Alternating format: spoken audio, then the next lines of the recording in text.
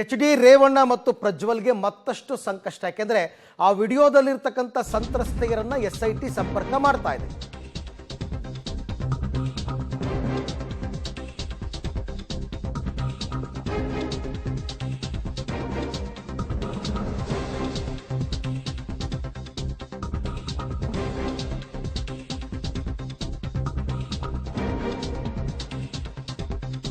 ವಿಡಿಯೋದಲ್ಲಿರ್ತಕ್ಕಂಥ ಸಂತ್ರಸ್ತೆಯರ ಸಂಪರ್ಕಕ್ಕೆ SIT ಬಂದಿದೆ.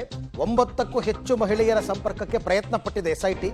ನೊಂದ ಮಹಿಳೆಯರು ದೂರು ನೀಡಿದರೆ ಮತ್ತಷ್ಟು ಪರಿಸ್ಥಿತಿ ಕಠಿಣವಾಗುತ್ತೆ ಅಪ್ಪ ಮಗನಿಗೆ. ಈಗಾಗಲೇ SIT ಸಂಪರ್ಕಕ್ಕೆ ಬಂದಿದ್ದಾರೆ 3 ಸಂತ್ರಸ್ತೆಯರು. ಇವತ್ತು 3ರ ಹೇಳಿಕೆಯನ್ನು ಪಡೆಯೋದಕ್ಕೆ ಸಿದ್ಧತೆಯನ್ನು ಕೂಡ ಅಧಿಕಾರಿಗಳು ನಡೆಸಿದ್ದಾರೆ. ಆ 3ರ ಹೇಳಿಕೆಯ ಮೇಲೆ ಅಪ್ಪ ಮತ್ತು ಮಗನಿಗೆ ಮತ್ತಷ್ಟು ಸಂಕಷ್ಟ, ಕಟ್ಟಿಟ್ಟ ಬುತ್ತಿ.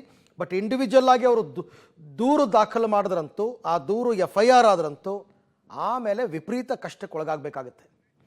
ಈ ಬಗ್ಗೆ ಮತ್ತಷ್ಟು ಮಾಹಿತಿ ನನ್ನ ಕೊಲೀಗ್ ಉಮೇಶ್ ಅವರಿಂದ ಪಡೆಯೋಣ. ಉಮೇಶ್, ಈಗ ವಿಡಿಯೋದಲ್ಲಿರ್ತಕ್ಕಂಥ ಸಂತ್ರಸ್ತೆಯರು ಇಂಡಿವಿಜುವಲ್ ಆಗಿ ದೂರು ಕೊಡೋದಕ್ಕೆ ಮುಂದೆ ಬಂದಿದ್ದಾರಾ ಅಂತ? ಖಂಡಿತವಾಗ್ಲೂ ಅರವಿಂದ್, SIT ತಂಡ ಯಾವಾಗ ಈ ಪ್ರಕರಣ ಹೊರಗಡೆ ಬರುತ್ತೆ ಆ ಸಂದರ್ಭದಲ್ಲೂ ಕೂಡ ಆ ವಿಡಿಯೋಗಳಲ್ಲಿ ಯಾರೆಲ್ಲ ಇದ್ದಾರೆ ಅನ್ನೋದ್ರ ಬಗ್ಗೆ ಅವ್ರನ್ನ ಸಂಪರ್ಕ ಮಾಡಿ ಅವ್ರನ್ನ ಹೇಳಿಕೆ ಪಡ್ಕೊಳ್ಳುವಂಥ ಕೆಲಸ ಮಾಡ್ತಾ ಇದ್ದು. ಆದರೆ ನಿನ್ನೆ ಎಚ್ ಡಿ ರೇವಣ್ಣ ಬಂಧನ ಆದ ನಂತರದಲ್ಲಿ 3 ಮಹಿಳೆಯರು SIT ಅಧಿಕಾರಿಗಳ ಮುಂದೆ ಬಂದು ದೂರು ಕೊಡೋದಕ್ಕೆ ಮುಂದಾಗಿದ್ದಾರೆ ಅನ್ನೋದ್ರ ಬಗ್ಗೆ ಈಗ ಮಾಹಿತಿ ಲಭ್ಯ ಆಗಿರುವಂಥದ್ದು. ಅವರು ಏನು ಹೇಳಿಕೆ ಕೊಡ್ತಾರೆ ಅನ್ನೋ ಆಧಾರದ ಮೇಲೆ ಆ ನಂತರದಲ್ಲಿ ಯಾವ ಸೆಕ್ಷನ್ ಹಾಕಬೇಕು ಅಂತ ನೋಡಿಕೊಂಡು ಸೆಕ್ಷನ್ ಅಡಿ ಪ್ರಕರಣ ದಾಖಲು ಮಾಡ್ತಾರೆ. ಒಂದು ವೇಳೆ ಏನಾದರೂ ಅತ್ಯಾಚಾರ ಪ್ರಕರಣ ಅಥವಾ ಲೈಂಗಿಕ ದೌರ್ಜನ್ಯ ಪ್ರಕರಣ ಸೇರಿದಂತೆ ಬೇರೆ ಯಾವುದಾದ್ರೂ ಗಂಭೀರ ಸ್ವರೂಪದ ಪ್ರಕರಣ ದಾಖಲು ಮಾಡಿದರೆ ಖಂಡಿತವಾಗಲೂ ಕೂಡ ಎಚ್ ಡಿ ರೇವಣ್ಣ ಅವರಿಗೆ ನಾಳೆ ರೆಗ್ಯುಲರ್ ಬೇರೆ ಇದೆ. ಆ ಸಂದರ್ಭದಲ್ಲಿ ಅದು ಬರುವಾಗುವ ಸಾಧ್ಯತೆ ಹೆಚ್ಚಾಗಿರುವಂಥದ್ದು. ಆ ಸಂದರ್ಭದಲ್ಲಿ ಅವರಿಗೆ ಮತ್ತೆ ಜಾಮೀನು ಸಿಗೋದು ಕಷ್ಟ ಆಗುತ್ತೆ. ಈಗಾಗಲೇ ವಿದೇಶದಲ್ಲಿರುವಂಥ ಪ್ರಜ್ವಲ್ ರೇವಣ್ಣ ಅವರು ಕೂಡ ಕೇಸಿನ ಸಂಖ್ಯೆ ಹೆಚ್ಚಾಗುವ ಸಾಧ್ಯತೆ. Umesh, thank you.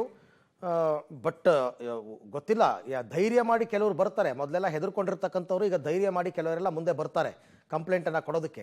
ಸೊ ಹಾಗಾಗಿ ಲೆಟ್ಸ್ ಸಿ ಎಷ್ಟು ಜನ ಧೈರ್ಯ ಮಾಡಿ ಕಂಪ್ಲೇಂಟ್ ಕೊಡ್ತಾರೆ.